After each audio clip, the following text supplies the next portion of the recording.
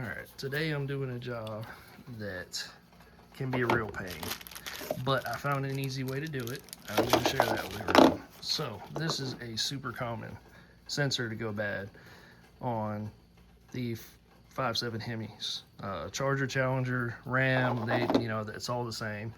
And this particular one is a 2016, but I've seen them all the way back on the 06 up. So they all have problems. They're down there under the alternator. You have a lot of people try to tell you have to take the alternator off, which is a whole ordeal.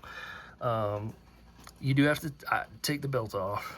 I loosened up this coolant hose. It's just 213s.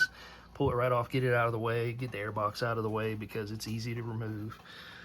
And then you can reach your hand up in there to get the connector.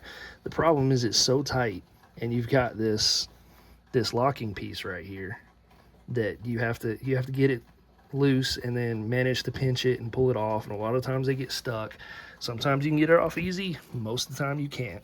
So what I do now is I take a big pry bar like this, put it down in here. You can use a flashlight to see where the sensor is. I wedge it up against the back of the connector, and I just break the sensor off in with the connector.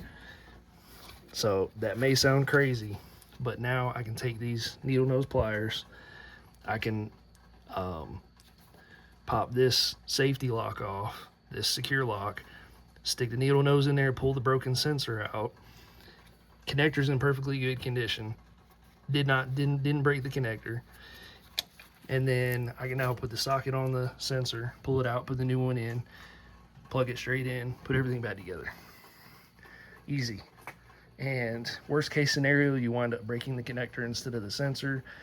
It's easy to pull these wires up if that happens and rewire a new connector. It's very simple.